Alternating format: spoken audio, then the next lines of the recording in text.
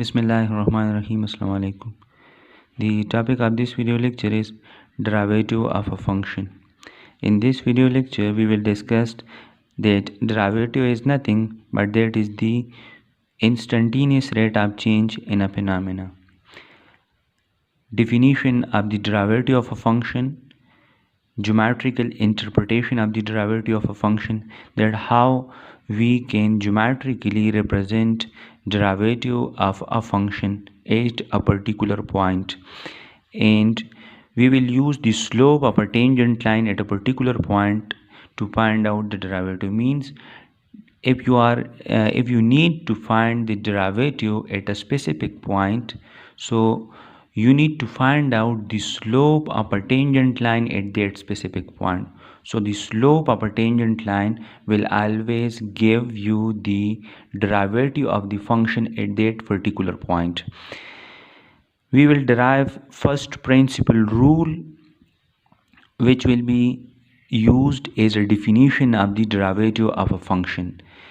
At the end of the video lecture, we will solve different examples by using first principle rule, or you can say by using definition of the derivative.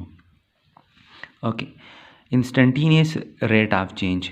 Last lecture के अंदर हमने average rate of change को discuss किया था. So I briefly revise the average rate of change. Remember, before the average rate of change we discussed independent variables and dependent variables. If we change independent variable, the dependent variable will be changed, and that change requires a definite rule which is called a function. The example for this is, if we consider a real life situation, we already discussed it. If we consider a real life situation in which one numerical quantity depends on another numerical quantity. You see that a person in business want to know how profit will change with respect to advertisement. So the advertisement is independent and profit is dependent. Advertisement is independent and the profit is dependent. तो अगर आप अपनी advertisement को change करोगे तो आपका profit change होगा. मतलब ये कि जब हम अपनी इंडिपेंडेंट वेरिएबल को चेंज करते हैं तो हमारे पास डिपेंडेंट चेंज हो जाता है, और जो फंक्शन के अंदर चेंज आता है वो हम फाइंड करते हैं. तो हमने ये डिस्कस किया था एवरेज रेट ऑफ चेंज किसी फंक्शन में हम कैसे फाइंड करेंगे. तो वो आपके पास होता है change in dependent variable divided by change in independent variable, and that is equal to slope of secant line, a line which passes from 2 points of a function is called secant line. So we quickly revise that. You see here, that is a function y is equal to f of x. अब अगर मैं एक point x ले लूँ, that is independent variable. Independent variable are always plot against x axis. तो इस पे function मुझे देगा f ऑफ x, और ये पॉइंट जो कर्व के ऊपर आएगा उसके कोऑर्डिनेट होंगे x f ऑफ x. अब अगर आप अपने इंडिपेंडेंट वेरिएबल को चेंज करें, x प्लस डेल्टा x करें, डेल्टा x आपने इसको इंक्रीज़ किया, you are incremented your independent variable by delta x. तो you get here x plus delta x on x axis. इस पॉइंट को फंक्शन में पुट करोगे तो आपको मिलेगा f of x plus delta x, और ये जो पॉइंट है इसके कोऑर्डिनेट होंगे x plus delta x f of x plus delta x जो ग्राफ के ऊपर है. तो जब आपने अपने इंडिपेंडेंट को बाय डेल्टा x चेंज किया तो आपका dependent variable by amount delta y change हो गया. But we are not interested in the change on x-axis or the change on y-axis. We are interested in this change कि point P से आप point Q पे चले गए, ये change हमने फाइंड आउट करना है. तो हम इन दोनों पॉइंट से एक स्ट्रेट लाइन पास करते हैं. मतलब ये दोनों पॉइंट्स आप देख सकते हैं कि this point p and q lies on the curve y is equal to f of x, mean ये फंक्शन के ऊपर भी है, और ये जो लाइन हमने इन दोनों पॉइंट से पास किया है ये दोनों पॉइंट्स इस लाइन के ऊपर भी हैं। तो ऐसे लाइन को हम कहते हैं सीकेंट लाइन। तो अगर हमने यहाँ पे ये average rate of change find करना है पॉइंट पी से पॉइंट क्यू तक, तो ये असल में हमें इस लाइन की स्लोप से मिलेगा। तो मतलब कि आपके पास जो पॉइंट पी से पॉइंट क्यू तक चेंज आया है एवरेज रेट ऑफ चेंज, वो आपके पास होगा slope of a secant line passing from point p and Q. तो आप सबको पता है कि स्लोप क्या होता है। स्लोप हमारे पास होता है rise by run, mean rise along vertical line and run along horizontal line. So आपके पास along vertical line the change is delta y and along the horizontal line the change is delta x. So इस line का slope जो हमें average rate of change देगा, because you see that this curve is approximated by this straight line. So that's why that will be always approximate. So आप देख सकते हैं कि ये स्लोप होता है rise by run, change in dependent variable divide by change in independent variable, that is the definition of slope. But this gives the slope of a secant line. तो average rate of change की definition होगी delta y by delta x. देखिए change on y axis, change in independent variable, final minus initial, so f of x plus delta x minus f of x divided by delta x. So that is change on y-axis divided by change on x-axis. So what is this? That is nothing but that is the slope of a secant line passing from point P and point Q. सही है। अब देख लें slope is nothing but that is the, आपके पास ये एक line है, late से इसके ऊपर दो पॉइंट्स पड़े हैं। लेट से this point has the coordinate x1 y1 and this point has the coordinate x2 y2, and you need to find out the slope of this line. So that is nothing, that is change on y-axis. So this change mean that is y2, that is y1, so that is y2 minus y1, and that is the change on x-axis, that is x1, that is x2, so this change will be x2 minus x1. So the slope of this line will be y2 minus y1 divide by x2 minus x1। तो यहाँ हमारे पास इस case के अंदर y2 आपका क्या है, that is f of x plus delta x। तो ये आपके पास होगा f of x plus delta x minus y1 आपका क्या है, वो आपके पास है f of x। You see that is f of x and the x2 is x plus delta x and x1 is x। सो ये दोनों कैंसिल हो जाएंगे, तो आपके पास जो चेंज आएगा average rate of change del y by del x, वो हमारे पास होगा f of x plus delta x minus f of x divide by delta x। So this is nothing but that is the slope of a secant line and that is the average rate of change. तो average rate of change हमेशा slope of secant line से आप calculate करेंगे। Okay, so in short we discussed in previous video lecture that the slope of a secant line is the average rate of change which always measures the approximate rate of change in the phenomena। तो ये average rate of change के लिए ये formula आप लोगों ने याद रखना है।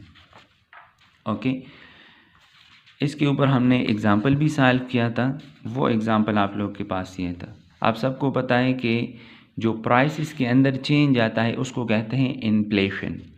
सो यहाँ पे आपके पास एक फंक्शन गिवन है p of t that is 3t square plus t plus 1।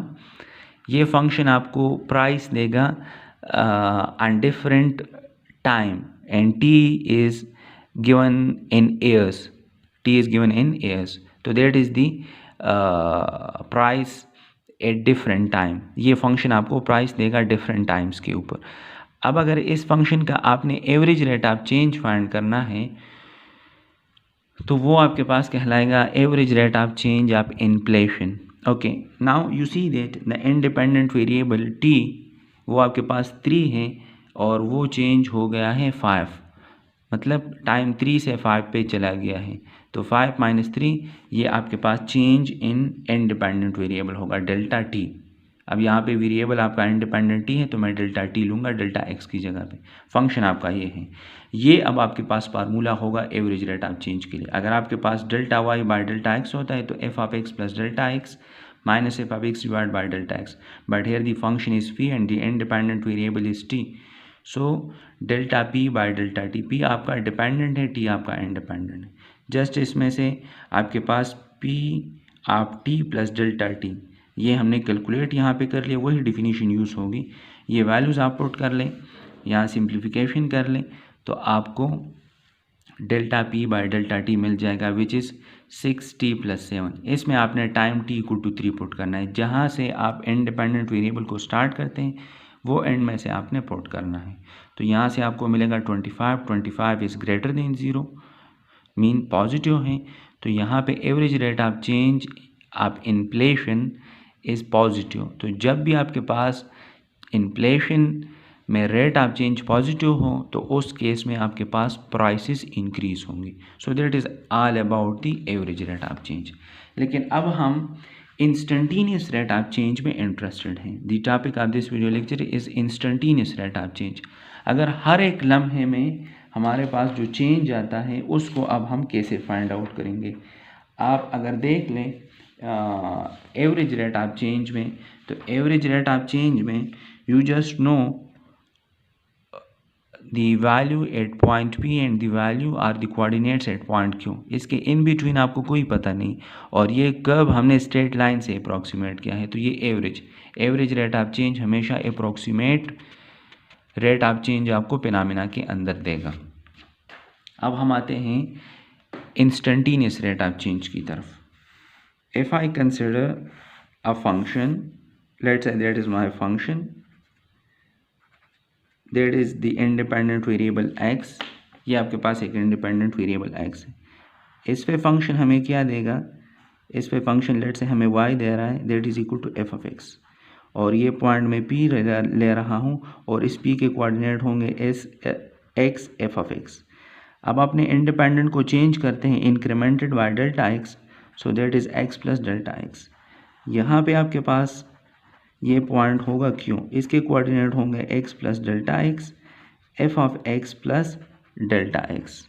Okay, now y axis के ऊपर ये पॉइंट होगा y plus delta y which is can be written as f of x plus delta x. Okay, and that will be the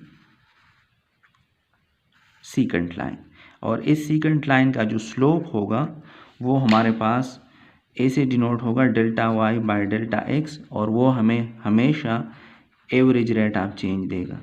and that is the definition of the average rate of change by slope of a secant line.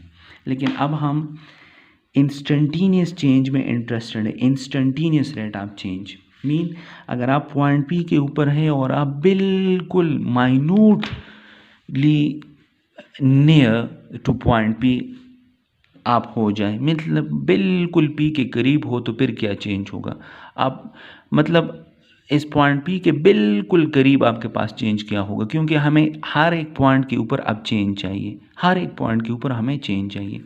तो इसके लिए अगर हम ये करें कि अगर point Q को मूव करें पॉइंट पी की तरफ, मतलब हम यहाँ पे आ जाए तो ये Q1, तो इस केस में देख लें कि जब आपका पॉइंट क्यू पी की तरफ मूव कर रहा है तो आपके पास जो डेल्टा एक्स है, पहले यही था डेल्टा एक्स ये सारा, अब आपका डेल्टा एक्स ये हो जाएगा, आपका डेल्टा एक्स ये होगा, और आपका सीकेंट लाइन इन दोनों पॉइंट से पास होगा, पी और Q1 से पास होगा। फिर आप इस Q1 को फर्दर पी की तरफ लेके जाए, let's say that is Q2, तो आपके पास ये डेल्टा एक्स और कम हो जाएगा, आप देख सकते हैं, और आपका सीकेंट लाइन इन दोनों पॉइंट्स के बीच में होगा। तो आप देख सकते हैं कि इस point Q moves towards P, आपका डेल्टा एक्स ज़ीरो की तरफ जा रहा है, और जब डेल्टा एक्स ज़ीरो की तरफ जाएगा तो आपके पास P और Q आपके पास कोइंसाइडेंट हो जाएंगे। P और Q क्यों हो जाएंगे, कोइंसाइडेंट, और जब हमारे पास P और Q कोइंसाइडेंट हो जाएंगे तो उस केस में आपके पास ये सीकेंट लाइन बन जाएगा tangent line, that is the tangent line. और इस टेंजेंट लाइन का जो स्लोप होगा वो हमें डेरिवेटिव देगा। तो यहाँ आप डायग्राम में देख लें कि just you need to apply limit delta x tends to 0. So this slope of a secant line will become slope of a tangent line. और लिमिट यहाँ पे भी अप्लाई होगा तो ये हमारे पास हो जाएगा dy by dx और mean this dy by dx is the derivative of a function y और ये इसकी डिफिनीशन आएगी limit delta x tends to 0 f of x plus delta x minus f of x divided by delta x. So derivative is nothing but that is the slope of a tangent line. ये secant line था, मैंने delta x को 0 की तरफ जब लेके जा रहा हूँ तो आप देख सकते हैं कि आपका जो secant line है वो टेंजेंट में कन्वर्ट हो रहा है। सो टेंजेंट लाइन की जो डिफिनीशन है वो है limiting form of a secant line, इसका टेंजेंट लाइन। तो इस ग्राफ में आप देख भी सकते हैं ये हमारे पास फंक्शन था, आप P और Q, तो ये आपके पास सीकेंट लाइन था। अब आप Q को P की तरफ लेके जाओगे तो Q1 पे आप आ गए तो आपका डेल्टा x डिक्रीज़ हो रहा है, आप Q2 पे चले गए डेल्टा x डिक्रीज़ हो रहा है और आपका जो ये सीकेंट लाइन है ये आपके पास कन्वर्ज होगा टेंजेंट लाइन को when the delta x approaches to 0। तो you see that just you need to apply limit on the slope of a secant line. So this limiting form of the slope of a secant line, क्योंकि ये तो आपके पास slope of a secant line था, इस पर limit apply किया। अगर ये लिमिट एग्जिस्ट करे तो ये आपके पास क्या कहलाएगा, डेरिवेटिव ऑफ अ फंक्शन। और ये आपको that is the instantaneous rate of change which is called derivative and that is the slope of a tangent line at a particular point. So from this we conclude that derivative or the instantaneous rate of change in a phenomena is nothing but that is equal to the slope of a tangent line at a particular point. So that is the definition for the derivative of the function. That is the definition, dy by dx equal to limit delta x tends to 0 f of x plus delta x minus f of x divided by delta x if this limit exists, because limit हमेशा exist नहीं करता। जहाँ पे limit exist नहीं होगा उस case में derivative आप फाइंड नहीं कर सकते और उसका मतलब होगा कि उस पॉइंट के ऊपर टेंजेंट लाइन एक से ज़्यादा है या वहाँ पे कोई टेंजेंट लाइन नहीं है। डेरिवेटिव के लिए डिफरेंट नोटेशन है, d by D x of y ये एक नोटेशन है, दूसरा नोटेशन आपके पास आप ये भी limit delta x tends to 0 delta y by delta x ये भी आपके पास आप यूज़ कर सकते हैं, ये आपके पास D Y by D x के बराबर होता है। इनके अलावा capital d x y that is also for the derivative this d x, अगर आपका फंक्शन एक्स पर डिपेंड कर रहा है तो उसके लिए डेरिवेटिव की नोटेशन होगी डी एक्स। अगर लेट्स से टी पे कर रहा है तो वो डी बाई डी टी, तो यहाँ पे डी टी होगी, फिर वाई प्राइम या एफ प्राइम या वाई डॉट, इनसे भी इनको आप रिप्रेजेंट कर सकते। These are the different notation. इनमें से आपके पास D Y by D X and Y dash D or F dash, these are the notation used by Leibniz. और ये डी एक्स वाई जो है या वाई के ऊपर जो डाट मैंने लगाया है ये आपके पास न्यूटन्स नोटेशंस हैं। तो हमारे पास ये डिफरेंट नोटेशंस हैं फंक्शन की डेरिवेटिव के लिए, ये हम यूज़ करेंगे, लेकिन हम ज़्यादातर वाई डैश या एफ डैश को प्रेफर करते हैं। So derivative is nothing but that is the slope of a tangent line at a particular point. Okay, so यहाँ आप देख लें हमारे पास जो डी एक्स होता है ये देख लें आप, डी एक्स और डेल्टा एक्स में कोई फ़र्क नहीं होता, लेकिन डेल्टा वाई और डी वाई इक्वल नहीं होते, क्योंकि d Y by D x mean f dash of x. ये देखिए ये डिफरेंट नोटेशन है, मैंने आपको कहा कि एफ डैश से भी आप डिनोट कर सकते हैं, d by D x of y से भी आप डिनोट, ये डी बाई डी एक्स आपके पास है डिफरेंशियल ऑपरेटर। सो अगर इस डी एक्स को आप उस साइड पे शिफ्ट कर ले तो डी वाई आपके पास होगा f dash of x d x, this is called total differential. So ये याद रख ले कि डेल्टा वाई डी वाई के बराबर नहीं होती और डी एक्स और डेल्टा एक्स दोनों एक ही चीज़ होते हैं। डेरिवेटिव का दूसरा नाम है differential coefficient. Derivative is also called differential coefficient. Instantaneous rate of change of a function f of x at a particular point p is the derivative of the function at that point. Instantaneous rate of change क्या होता है, derivative at that particular point, and that is defined by this. और इसको हम first principle rule कहते हैं। Limit delta x tends to 0 f of x plus delta x minus f of x divide by delta x if this limit exists. So that is the first principle rule or the definition of the derivative in limit form. इसको first principle rule कहा जाता है। जिस procedure की मदद से हम derivative find करते हैं उसको हम कहते हैं differentiation. Okay, so the conclusion is, हमारे पास कंक्लूजन क्या हो जाएगा कि the slope of a tangent line is the instantaneous rate of change which is called derivative, and that always gives the exact rate of change in the phenomena. First principle rule, that is the first principle rule. If a limit does not exist, ये limit आप सबको पता है कि हर जगह exist नहीं होता। तो जब लिमिट एग्जिस्ट नहीं होता तो उस केस में हमारे पास डेरिवेटिव नहीं होगा, no derivative, no derivative, there will be no derivative.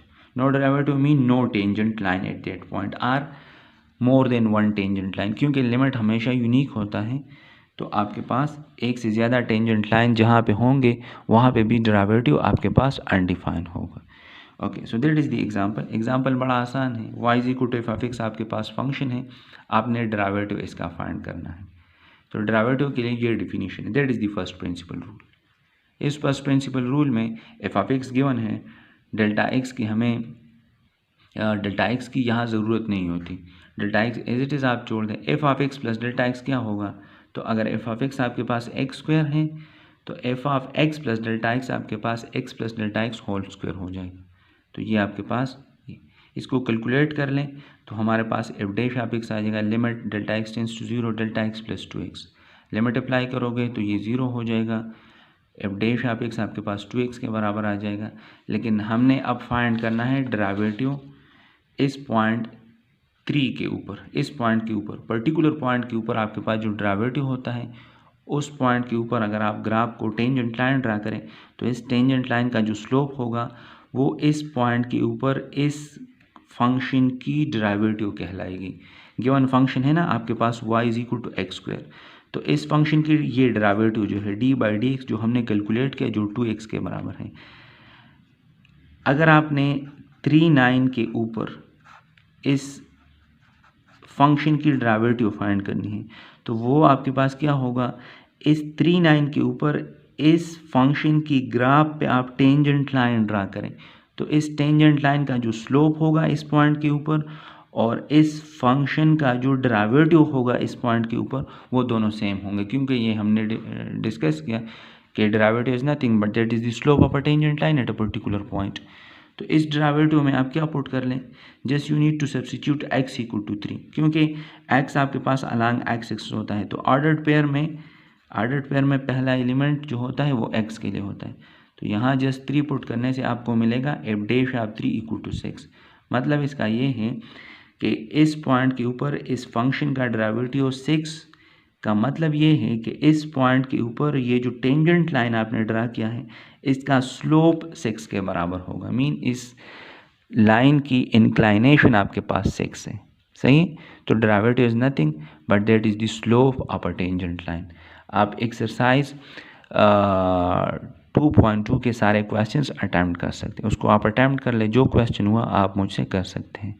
इनके अलावा डेरिवेटिव को डिफरेंशियल कोएफिशिएंट भी कहा जाता है, डेरिवेटिव को slope of a tangent line, derivative को इंस्टेंटेनियस रेट ऑफ चेंज। तो क्वेश्चन अगर स्टेटमेंट किसी भी तरह हो, आपने फाइंड क्वेश्चन में गिवन हो कि डिफरेंशियल कोएफिशिएंट फाइंड करो या डेरिवेटिव फाइंड करो या slope of a tangent line find करो या instantaneous rate of change find करो, तो सारों के लिए एक जैसा ये सारे आपके पास एक जैसे हैं। इनको असल में सारे डेरिवेटिव्स होते हैं। डेरिवेटिव के लिए नोटेशन क्या है, अगर फंक्शन x पर डिनोट कर रहा है तो आपने d by D x apply करना है, या उसको फंक्शन आपका y equal to f of x है तो y डैश या एफ डैश से आप डिनोट कर सकते हैं। और ये फर्स्ट प्रिंसिपल रूल है। इस फर्स्ट प्रिंसिपल रूल से आपने एक्सरसाइज 2.2 के क्वेश्चंस करने हैं। आगे हम रूल्स पढ़ेंगे डेरिवेटिव के लिए, क्योंकि लिमिट इवेलुएट करना मुश्किल है। Derivative is nothing but that is the limit, you see that definition में लिमिट है, तो लिमिट को इवेलुएट करना मुश्किल होता है। तो इनके लिए हम सर्टेन रूल्स पढ़ेंगे और उन रूल्स को यूज़ करके हम फिर आगे फंक्शंस की डेरिवेटिव्स को फाइंड करेंगे। सो काइंडली एक्सरसाइज 2.2 के क्वेश्चंस आप फर्स्ट प्रिंसिपल रूल मीन इस डिफिनीशन के ऊपर आप उनकी डेरिवेटिव्स फाइंड कर लें। नेक्स्ट लेक्चर में हम क्या डिस्कस करेंगे, सेट ऑफ रूल्स या टेक्निक डिस्कस करेंगे जिसकी मदद से हम डेरिवेटिव को फाइंड करेंगे, और वो सारे टेक्निक्स इस डिफिनीशन से प्रूफ होंगे, लेकिन हम फिर डिफिनीशन के बजाय वो रूल यूज़ करेंगे तो रूल्स हमारे लिए आसान होंगे to find the derivative of a specific function. Thank you.